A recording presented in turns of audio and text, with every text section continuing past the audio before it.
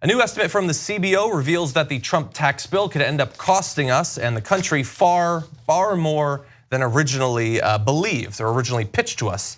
The new CBO estimate says that the bill would cost $1.9 trillion through 2028, much higher than previous estimates, largely because it includes the interest costs of servicing the debt, which I would have included in the original estimate, as well as more recent economic data. And they originally thought it'd be $1.1 trillion. They were only off by $800 billion, almost double what they originally thought, and more than enough. We could play a little game, you and I. We could come up with all of the insane pie in the sky progressive priorities that you could fund with the rounding error they made on this original tax bill. You want 4 years tuition-free public college, you can have it. You want single-payer healthcare, this will pay for a goddamn significant portion of it if you want. All of that, and that was just the mistake on top of the already insane economic information coming out of it. Now, we have a particular senator, but we're gonna talk about what he says about this. What's your initial reaction to this new information? Okay, so they're liars, and I know that on television for some reason they're not allowed to say that. So that's our job at the Young Turks to tell you what the reality is. So you think they didn't know that it was gonna cost more than 1.1 trillion when they made that estimate? New economic data, this thing wasn't passed years ago, it was passed a couple of months ago. How much new economic data could you possibly have? And you didn't think to include the interest payments in your original estimate?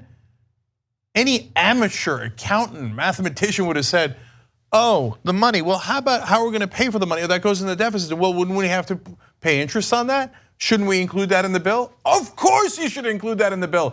And they all knew it, and they all chose to lie to you.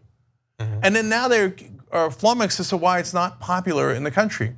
Well, you claimed you cared about balanced budgets, and you shredded the budget, and you added $2 trillion to the deficit, so you can give tax cuts for the rich. Don't turn around now and go, oh golly gee, I didn't know that. Yeah. Oh, it's not 1.1, it's 1.9. And we just discovered that just a little while after it passed. Weird. They didn't even have the decency to wait a year or so before coming out with the real numbers. Yeah, and I remember back more than 2 years ago, how many videos did we do breaking down the financial implications of the various candidates' tax bills? I read an old Trump book where he talked about tax policy and used that in estimating how much his tax bill would cost. And people thought at the time, well, you're taking it too seriously, it's either too boring, too in the weeds, or they're not actually gonna win, they're not actually gonna pass something like this.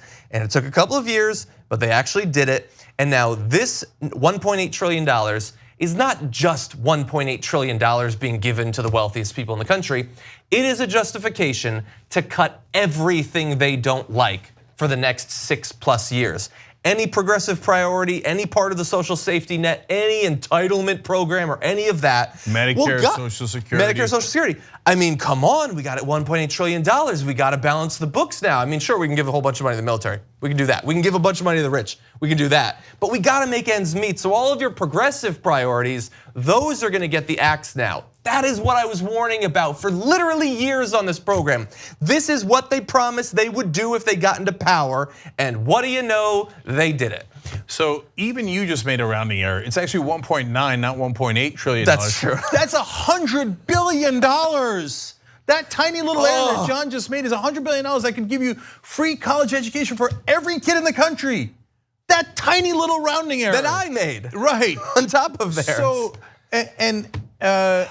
and by the way, this is just $1.9 trillion over a decade. Well, then there's the next decade and the one after that and the one after that. So when we say 2 trillion, just keep on multiplying per decade. Because you think they're gonna get us out of this hole? These are the same guys who claimed that they wouldn't add a penny to the deficit. In fact, that's the story about Bob Corker. John's gonna tell you his quotes in a second. But Bob Corker said he vowed at one point to not vote for any tax bill that would add 1 penny to the deficit. Instead, he added $2 trillion to the deficit. And by the way, here's spoiler alert for you. these numbers are BS. These numbers aren't true. Exactly. They're a massive undercount of what's actually gonna happen. Because in these numbers, you know what they included?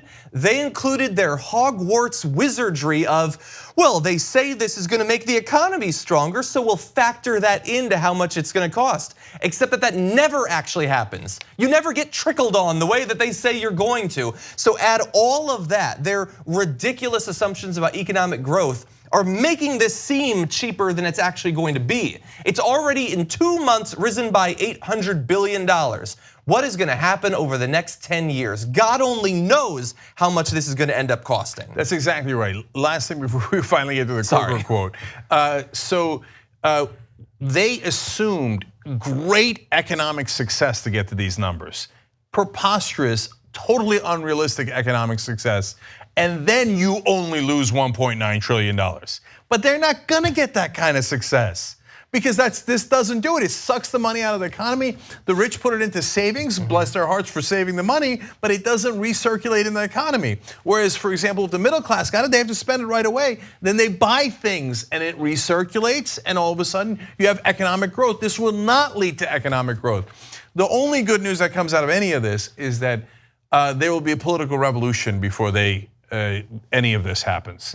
I mean, how much money can we bleed? How much will they try to cut Medicare and Social Security and the middle class, et cetera? By the way, 10 years later, when the deficits keep on piling up, the tax cuts for the middle class and the poor get reversed. They become tax increases. The only people who get to keep their tax cuts after a decade are the rich.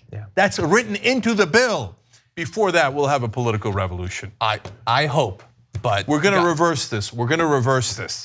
We can do that, but I also know how long it takes to do anything in this country. And I mean, we could have not had that, but now there goes 6 months of working on that. Anyway, hopefully. Now, look, Bob Corker, there's a reason we have him as a pig behind me. It's not just for fun, although it is fun. Here's what he had to say about his votes. Remember, he's going out, he's leaving government. His worst vote and his best vote. This Congress and this administration likely will go down as one of the most fiscally irresponsible administrations and Congresses that we've had. My best vote, one of the best votes I've made here was the Budget Control Act of 2011. You've talked about the cost of this tax bill. And if it ends up costing what has been laid out here, it could well be one of the worst votes I've made. I hope that is not the case, and I hope there's other data to assist, whether it's jobs or growth or whatever. So look, on the one hand, I want to give Bob Corker credit because we're the fairest show in America. He's at least a rare Republican senator, granted on his way out, but that admits it was a terrible vote, and this is the most fiscally irresponsible administration in Congress in American history.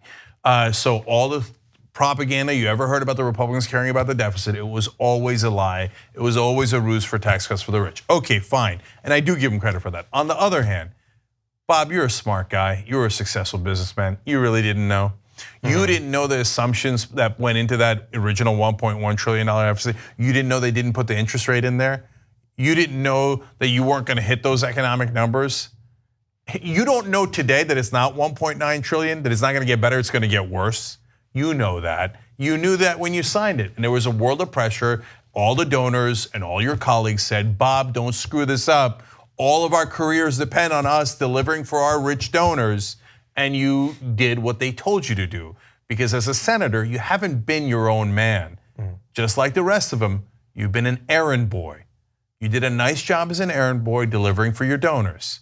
I appreciate a tiny droplet of honesty on your way out, but there's the door. That's all, folks. Indeed. You just watched the video by the Young Turks, home of the revolution. If you'd like to get a lot more than that, get the full show by becoming a member. tytnetwork.com/join.